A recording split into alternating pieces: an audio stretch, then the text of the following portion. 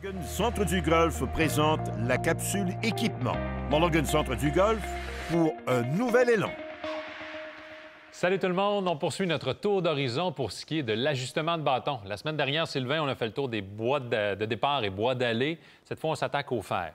Alors, je vais y aller de la même question que je t'ai posée la semaine dernière. Comment on procède pour un ajustement de fer? Comment on débute le tout? C'est le même principe que les boîtes de départ la semaine dernière. Alors, le client prend rendez-vous, il arrive chez moi, je passe l'entrevue, c'est tendance droite-gauche du verre, la force qui frappe son fer 7. On l'installe sur le moniteur et on commence. Alors, première question, bien simple à première vue. C'est quoi la plus grande différence entre une tige en acier et une tige en graphite? Bien, quelqu'un qui frappe, admettons, exemple, on met un chiffre 130 verges avec un fer 7, puis qu'il y a une tige en acier trop pesante, va avoir de la misère à générer de la hauteur et de la puissance. Alors, dans ce temps-là, on l'envoie plus dans le graphite. Quelqu'un qui a des blessures, il peut prendre du graphite. Le graphite travaille plus de côté, ce qui fait bouger la tête beaucoup. Quelqu'un qui a un élan qui est plus ralenti, ça va l'améliorer.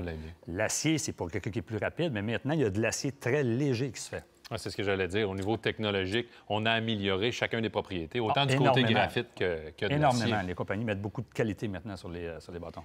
Autre question qu'on se fait souvent poser, comment l'angle au repos, le lie angle, quand je dépose la tête, la semelle du bâton au sol, à quel point l'angle au repos peut affecter ma trajectoire de balle? Écoute, on entend souvent quelqu'un dire je suis tout le temps à côté du verre égal au drapeau pendant une partie de golf.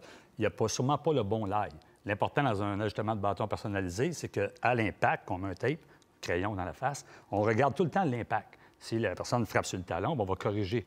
Puis c'est aussi le visuel, quand on s'adresse à la balle, d'avoir un bâton qui est élevé dans les airs, ça inspire moins confiance un petit peu.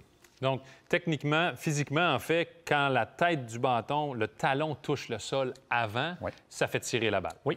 Et l'inverse également, lorsque l'orteil du bâton, de la tête, on va pousser la balle sur la droite ou à l'extérieur. De là avoir l'importance d'avoir une tête qui est vraiment à plat à l'impact. C'est vraiment cas par cas avec chaque personne.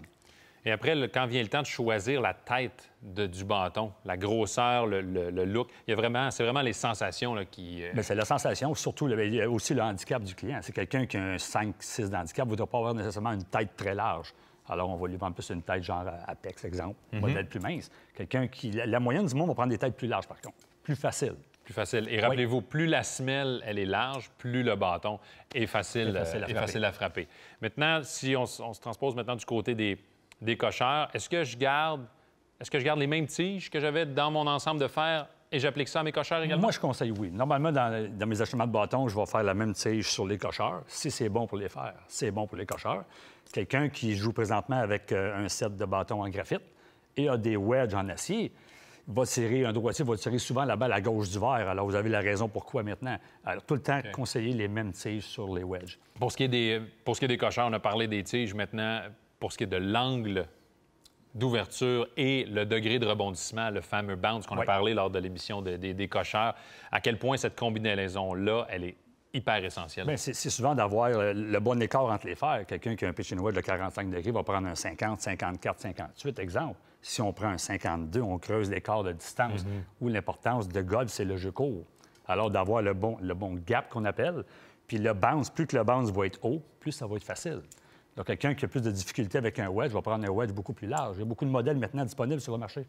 Donc, quand on dit un bounce qui est haut, c'est 1 degré, là, haut, c'est en haut de 12 degrés? Exemple, en haut de 12, 14, c'est un bounce qui est plus facile, glisse mieux au sol. Donc, rebondit plus comme une cuillère, une cuillère avec le contact avec le sol. Si vous avez un cocheur là, autour de 4-6 degrés de bounce, degrés de rebondissement, c'est là que ça creuse. Il faut vraiment pogner la balle en premier. Bon, excellent. Alors, on termine avec le fer droit.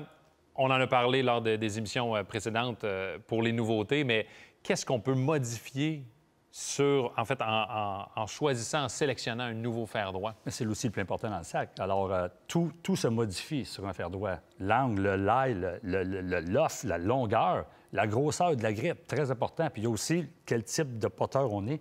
On est-tu quelqu'un qui porte droit, arc prononcé, arc modéré? Tout ça rentre en ligne de compte pour avoir un bon produit. Donc, vérifiez de votre côté si vous avez le bon ajustement, en fait, le bon outil dans votre sac de golf. Sylvain, merci encore pour ces précisions. Ça a été super intéressant. On se voit la semaine prochaine pour la dernière chronique équipement de la saison et on fait le tour des nouveautés électroniques. Soyez-y.